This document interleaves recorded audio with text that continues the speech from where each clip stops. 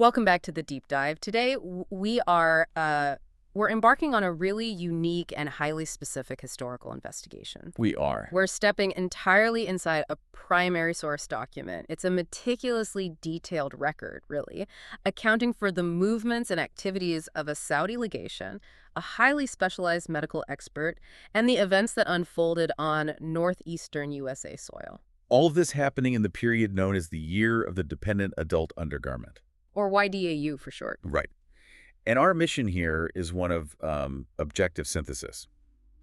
We are treating every single detail in this historical account as established, undisputed fact from that era. And that includes everything from the geopolitics, the medical procedures, right down to the little details of consumer tech. Exactly. We're trying to understand the rules of this reality. Our whole goal is to extract and analyze the content of this record, focusing on the setting, the key individuals, and the specific sequence of, cause and effect that happened on one particular day. Wednesday, 1 April, YDAU. That's the one. This document, it really gives us an almost impossibly detailed portrait of wealth, of specialization, but also, and this is key, of vulnerability. We're going to give you the comprehensive overview showing how this high-stakes petro-wealth diplomacy coexisted with and was, ultimately governed by, the bizarre fragility of daily personal ritual. It's a fascinating dynamic. So let's unpack this history. Yeah. And I think we have to start with the very calendar that marked their time. It's really impossible to analyze this period without first tackling the peculiar chronology they were using in North America. You have to start there. The record is explicit about the use of the North American lunar YDAU calendar. And it's more than just a date system, isn't it? It's this immediate, jarring cultural reference point. It is, absolutely. And the document immediately gives us the diplomatic interpretation of this calendar, which is just crucial for context. You mean the Saudi legation's view? Right. The historical account notes that the legation found the entire calendar and the promotional subsidy behind it hilariously vulgar. Which suggests a pretty stark cultural clash. A huge one. Between this, hyper-commercialized North American environment and the perspective of these diplomatic personnel. And the record is brutally clear about why they felt that way. The notoriety of the calendar and really the whole era, it came from what the record calls the arresting image. Yes. The image of the colossal Libertine statue. Which is identified as the West's most famous idol. And it's wearing an enormous adult design diaper. You can see why they found it vulgar. This image wasn't some niche thing either. The record says it was a popular and hilariously apposite news photo all over the world. And that's a fascinating piece of historical evidence. It confirms a couple of things about the YDAU period. Okay. First, the aggressive, maybe even desperate nature of commercial marketing at the time.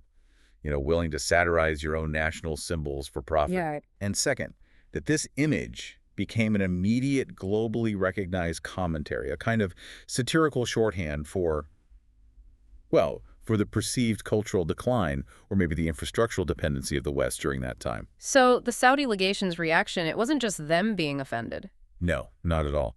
It underscores that this wasn't just some local marketing campaign. It was a geopolitical observation about the state of North America. And our focus, the main event, it falls on a very specific day within this weird chronology. It does. Wednesday, 1 April, YDAU, which the record is careful to remind us, is the day before the medical attaché's 37th birthday on April 2nd. That proximity to a personal milestone, it definitely adds a layer of tension to everything that follows. Distinct layer of personal tension, yes. So moving from the calendar to what was really driving this whole operation, the geopolitical and economic landscape. The money? The money. The record paints this picture of extreme wealth concentrated in the hands of the petro-Arab nations, and it contrasts this directly with the shrinking upper classes in other parts of the world. And that contrast is just foundational to understanding the attaché's position. The whole reason this is even happening is because of Saudi diplomatic immunity. Which gives them exceptional mobility, legal protection. Everything. That immunity is the scaffolding that holds up the whole mission. It allows these high-level people to just move freely across USA jurisdictions without any issue. And the financial scale of it is just, it's astonishing. You see the direct consequence of that economic power in how the attaché is paid. Oh, yes. His consulting fees are described as, staggering and just past obscene? And the key detail there is that they're paid on an ad valorem basis. Meaning based on the value of the service, not just a flat rate? Precisely. It reflects the immense and, highly specialized worth of his expertise in this very rare field. Which ties directly into the legation's overall mission. The mammoth deal with Interlace Entertainment. Right. And the document is specific. Interlace has 2 hubs, Phoenix, Arizona, and Boston, Massachusetts. A geographical split that necessitated the entire legation migrating between these two, very distant, high-stakes centers of negotiation. And, of course, the attaché has to go with them. Because he has to tend to Prince Q's chronic condition. He's medically tethered to the prince. Okay, let's shift focus now to the tech. The technological infrastructure that supported this whole elite mobile lifestyle. The source material details a highly specialized, almost bespoke consumer environment. And at the center of it all is the teleputer, or TP. The TP is the hub for entertainment, but the appliance right next to it, the electronic recliner, that might be the most telling piece of technology about what luxury meant in that era. I agree. It's not just a comfortable chair. The record calls it a complex, almost architectural appliance, and it's engineered for one specific purpose. Effortless transition from spectation to sleep. Exactly. So break that down for us. What did effortless transition actually mean in the AU era? It was about the absolute minimization of human effort, total passivity. The recliner had this automatic, completely silent recline to a full horizontal position. Okay. And at the same time, specialized mechanisms would cause this luxuriant silk analog bedding to just emerge from long slots in the sides of the appliance. So it basically makes your bed around you. It envelops the user. The entire sequence was designed to let you go from relaxed spectation, and often that meant a video loop of like low-volume surf and light rain on broad green leaves, right, straight into a fully relaxed night's sleep, often without the user even needing to shift their position. So it's an appliance built around the idea of chemically unaided instant relaxation for someone who's just had a very high-stress day. That's it, exactly. And the media systems feeding this whole setup, they're a strange mix of old and new. You have the physical Interlace entertainment cartridges. Right, and some of them are even specified as self-erasing single-play ROM discs. Which implies a really controlled, almost disposable form of physical media. It does. And this physical system operates right alongside the really advanced instantaneous method. The spontaneous disseminations from the complex, cryptographically protected Interlace subscription pulse matrix. The fact that they have both suggests that even with cutting-edge streaming, let's call it, there was still a need for physical media. Maybe for security or for high-value content, or maybe just technical redundancy. But it also signals that getting access to the pulse matrix wasn't simple. Right, it required complex authentication. And navigation. You had to know what you were doing. And speaking of, seamless consumption, the last element of this setting is the dinner protocol. Yes, the tray. The document describes a complexly molded, shoulder-supported dinner tray that projects out just below the chin. It sounds intrusive. Why that design? Its sole purpose really underscores the cultural priority of continuous sensory input. So you never have to stop watching. Never. It allowed for continuous spectation while dining. The user never had to break eye contact with the TP. And, as the record notes, he didn't risk soiling his narrow imperial-style beard with food or liquid. So the tray, the recliner, the TP, it's all one meticulously designed environment. A cocoon, intended to isolate the medical attaché from the draining reality of his professional life. Which, as we're about to see, makes any kind of disruption absolutely catastrophic. All right, now that we understand the technological and economic ecosystem they're in, let's profile the central figure in this historical account. The medical attaché himself. A man of profound, if extremely niche, specialization. His background is a pretty complex mix of nationalities and cultures. It is. He's half ethnic Arab, but Canadian by birth and residence. So you have a high degree of international mobility and education right there. And his professional life is split. Completely bifurcated. His practice is divided between Montreal and the heart of the Rub al Khali Desert. And the document notes that this particular trip, serving the prince's legation in the USA, is actually his first time back in North America since he finished his residency 8 years before. Right, so he's something of a stranger in his own home continent in a way.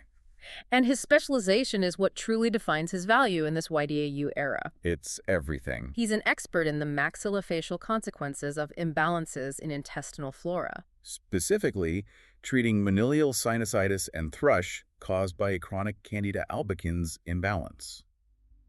Now, on the surface, that doesn't sound like a field that would command obscene fees. So why is this specific niche so critically valuable to the elite? Well, it links directly to the dietary habits of the extremely wealthy. Okay. When you have the shrinking upper classes with access to limitless, often very unhealthy, refined foods, and they lack behavioral controls, You get problems. you get chronic internal fungal imbalances. They become a common, debilitating ailment. And since the problem stems from wealth and unchecked appetite, the only solution is extremely expensive, specialized intervention to treat the painful external symptoms. So he's basically the solution to the self-inflicted ailments of the super rich. That's it, exactly. He cleans up the mess. Which explains his reputation. He's known as the DeBakey of maxillofacial yeast. That's a huge honorific. It is. It's a direct reference to his deftness nonpareil with cotton swab and evacuation hypo. It confirms his skill in performing these delicate, necessary draining procedures is unmatched. And that justifies the staggering fees. Absolutely. But we also have to consider his personal requirements, his personal protocol. The unwinding ritual. Yes, because he's a more than averagely devout follower of the North American Sufism, as popularized by Pir Vilayat in his childhood. He strictly avoids chemical aids. Specifically, kif and distilled spirits. Right, so his precise, demanding, unwinding ritual isn't just a preference. It's a biological and spiritual necessity for him. The record says he needs this ritual to manage the draining and sort of nauseous nature of his duties. Which involve daily up-close interactions with the yeasty, often necrotic sores of his primary patient. Well, that brings us to the patient himself, Prince Q, the Minister of Home Entertainment. A title that really speaks volumes about the importance of media access in this society. But it's his medical condition that dictates the attaché's entire professional life. Prince Q is a textbook example of the YDAU elite.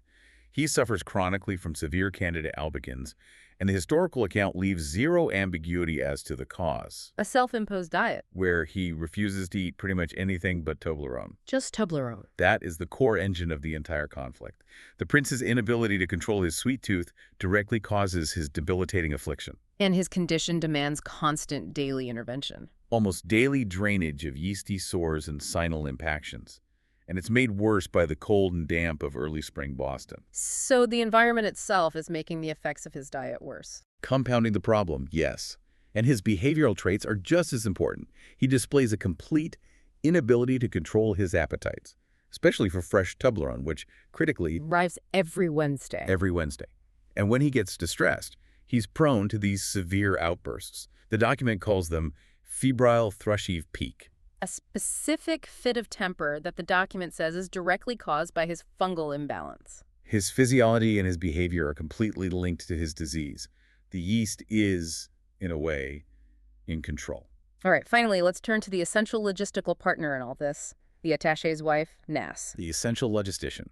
Her role is often in the background of the record, but the entire stability of the attaché's life depends on her precise coordination. Absolutely. The whole system collapses without her. Nas is described as black-veiled and ethnically Arab, and her list of responsibilities is extensive and highly specific. She manages the entire domestic environment. Subletting the apartments away from the main diplomatic quarters, making sure the dinner is properly heated, ironing the attaché's special bib, managing the sophisticated telepeter interface. And what seems to be a crucial task, pre-scanning all the incoming mail. Crucial. The record is clear. Without this pre-scan, the attaché will not even look at the contents. And her mandatory weekly activity is also a critical piece of the timeline here. Yes. Participating in the Arab Women's Advanced League Tennis on Wednesday nights. At the Mount Auburn Club in West Watertown. And that one detail establishes exactly why the attaché's domestic sanctuary is empty on the most critical night of the week, the same night the prince gets his fresh Toblerone delivery. And this activity, her tennis night, is only possible because she controls the most essential asset they have. The diplomatic immunity license plated car. The record has a very dry observation about that. It does. It says a thinking alien wouldn't even dream of trying to park publicly at night in Boston, Massachusetts, USA, without that kind of diplomatic protection. So Nas literally holds the keys to their mobility and logistical survival in this urban environment. She does. And she also has the technical skill to navigate the technologically and cryptographically complex ordering procedures of the interlaced pulse matrix. She even has an auto subscription for the CBC Pathy North American News Summary.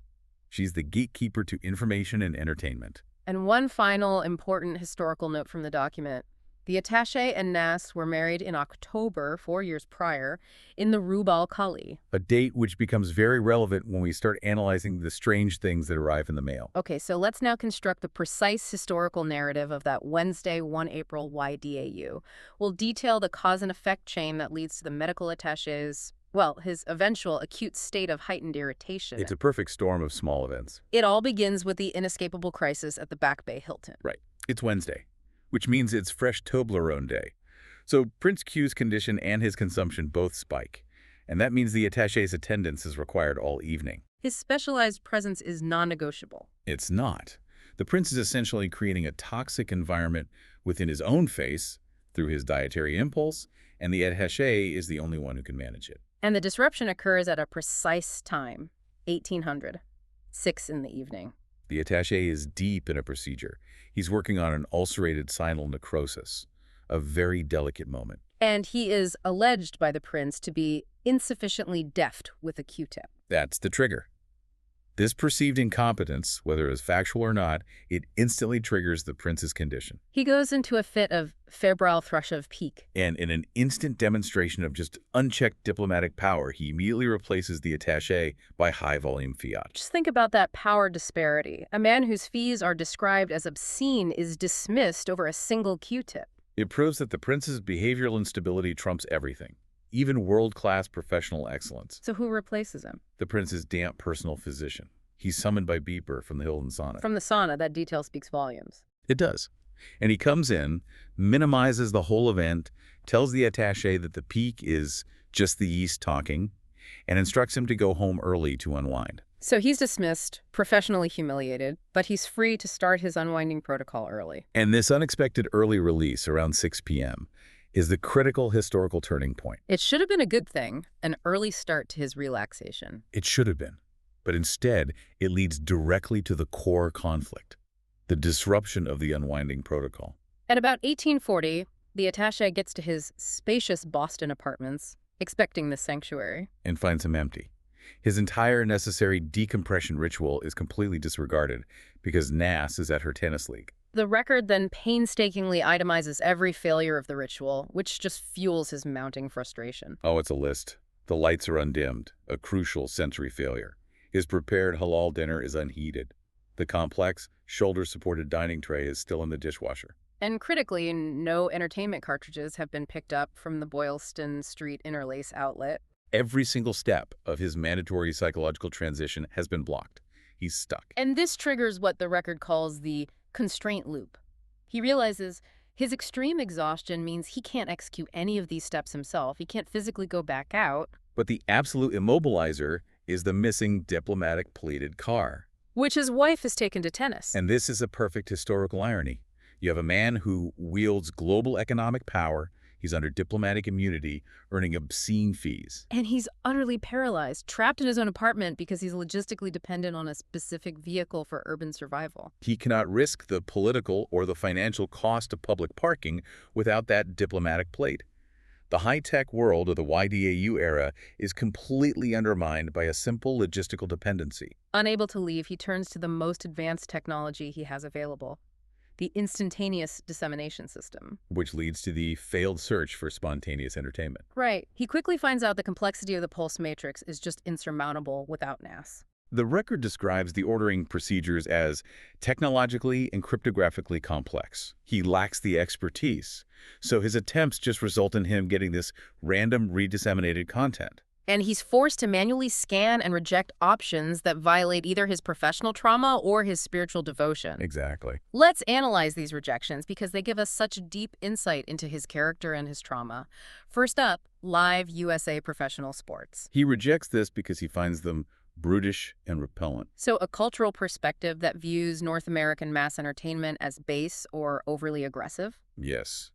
Then there's the opera sponsored by the Texaco Oil Company. And this rejection is rooted in professional trauma. Completely. He dismisses it because, after a full day dealing with yeasty sinal impactions and ulcerated tissues, he has, and I'm quoting the record, seen today more than enough of the human uvula, thank you very much. He is explicitly avoiding visual reminders of the human orifices he spends his life working on. Understandably so. The third rejection is almost comical. Mr. Bounce City Bounce. He mistakenly thinks this children's program is a documentary on bipolar mood disorders before he hastily rejects it. Which just illustrates his intense focus on professional medical diagnoses, even when he's looking at harmless media. It's his default lens. And finally, his Sufist devotion takes over. He dismisses Mrs. Tawny Kondo's Fit Forever aerobics series. Why? Because her scantily clad and splay-limbed immodesty risks inciting the possibility of impure thoughts. So the search confirms it. This instantaneous, sophisticated delivery system is rendered functionally useless for him. The content is either culturally repulsive, professionally triggering, or spiritually threatening. His technological access is total, but his actual consumption options are zero. He's trapped. Isolated, trapped by his own protocol, the attaché's attention is now drawn to the only physical objects available to him, the mail delivery items on the sideboard. He executes what the record calls a foul-tempered search for anything at all that might offer a distraction. We have to set the context for this repository of unread information. The sideboard sits directly opposite the electronic recliner. And the document notes that above the sideboard hangs a triptych of high-quality Byzantine erotica. Which is an extraordinary juxtaposition. It is. You have the deeply devout follower of Sufism who risks impure thoughts from a fitness video living beneath art that suggests a much more complex, maybe even contradictory, internal life. And his protocol about the mail is absolute. It's managed by NAS. Completely. He declines to read mail until it has been pre-scanned by his wife for relevant interest. Which suggests the volume and maybe the potential security threat of the communications handled by the legation are high. They need pre-vetting for relevance and for safety. Exactly. So as he begins to reluctantly tear open these padded mailers, the expected contents are cataloged. He finds a legitimate professional item first. An ONAM NMA specialty service film. It's about actinomycete class antibiotics and irritable bowel syndrome. Then, the necessary media. The auto-subscribed 40-minute CBC Pathé North American News summary cartridge. And something for NAS, the Arabic language video edition of April's Self magazine, which the record notes features a chastely swathed veiled model, adhering to the appropriate modesty standard for her. But then he finds the anomaly, the cryptic item. A plain brown, irritatingly untiled cartridge case. It's nested inside a featureless white 3-day standard USA first-class padded mailer. And this is where the security and context questions really start to pile up. Let's just dissect the provenance of this package. The postmark puts it in the suburban Phoenix area of Arizona. The location of the other interlace hub. The source of the mammoth deal, the legation is there to finalize. Precisely. However, the return address box contains only the words, Happy Anniversary, penned in ballpoint ink. And it's accompanied by a small, drawn, crude face, smiling. Right, and this raises immediate, fundamental questions. First, the timing is deeply puzzling. The English word anniversary is clearly known not to mean birthday, which is the next day. Right, and his marital anniversary with Nas is firmly established in the historical record. It's in October. They were married 4 years prior in the Rub el Khali. So this message, happy anniversary, it relates to no known relevant date in the attaché's life. None whatsoever. And second, there's a serious procedural failure here, a security breach. The postage. The package carries routine ONAN postage instead of the required diplomatic seal that's necessary for any items shipped from the Prince's legation in Phoenix. Which suggests a total breakdown in security protocol. Or that the package originated completely outside the official sealed diplomatic channels. It is unvetted, and it's potentially compromised. And the physical description of the cartridge itself offers no clarity. None at all. It's a standard black entertainment cartridge, completely unlabeled.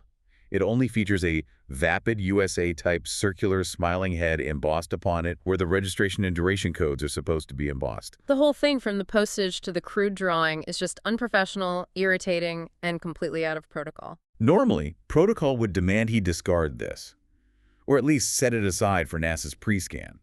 He's already severely tightly wound and badly underappreciated, having wasted precious time upright at the sideboard. But the record gives us the historical reason for his decision. It does. His woefully slim entertainment pickings on this specific Wednesday night compel him to consider the anomaly. Frustration and necessity override his security protocol. They do. And driven by this immediate need to unwind, he forms his final abbreviated plan for the evening. It's a streamlined ritual, but still specific. First, he has to heat the prepared halal lamb and garnish until it's piping hot and arrange it on the dining tray. Then, he'll tentatively preview the first few moments of this puzzling, irritating, and possibly blank cartridge. And after that? After that, he'll unwind with the vetted news summary, maybe glance at NASA's magazine with the spring line of sexless black devout women's wear, before finally concluding with the reliable, recursive surf and rain cartridge to go to sleep. He's still hoping NASA will return later? But the record notes he expects her to remove the tray in a clumsy or undeft fashion that will awaken him, potentially. There's a lot of passive resentment in that detail. And the historical document concludes at the absolute moment of decision. It's a cliffhanger. As the attaché settles into the electronic recliner, with the tray and the cartridge in hand, the digital display reads 1927. And the entire meticulous account just stops, precisely as he is poised to insert this final, mysterious, unvetted artifact. This historical record is just a stunning examination of systemic vulnerability. It really is. We've seen this extraordinary juxtaposition of specialized high-tech luxury, the electronic recliner, the pulse matrix, those obscene consulting fees set against sheer logistical dependence and personal frustration. And it demonstrates that immense wealth and diplomatic power, they don't insulate you from systemic failure. Not at all. The attaché, the DeBakey of Maxillofacial Yeast. He's rendered domestically impotent by the prince's simple Toblerone impulse, by his wife's necessary absence for tennis, by the insurmountable complexity of the proprietary media interface. And by the vital requirement of the diplomatic car for public parking. This record just shows how the most powerful individuals can be utterly undone by a series of small disruptions in routine and logistics. And that leads us right back to the unresolved question left by the historical account. We know the attaché's state of mind. He's irritated, he's exhausted, and he is desperately seeking some kind of escape. The record concludes at 1927. It's manufactured on April 1st, YDAU, and it contains that ambiguous message, happy anniversary, along with a crude smiling face. So given this convergence of facts, the interlaced connection, the timing that suggests, an April Fool's Day joke or maybe a calculated misdirection, and the completely unvetted nature of the package, what knowledge or historical facts do you think this mysterious, unsigned artifact contained? That is the final fact of the YDAU era that remains hidden from us, and perhaps a path for you to explore further. Deep dive out.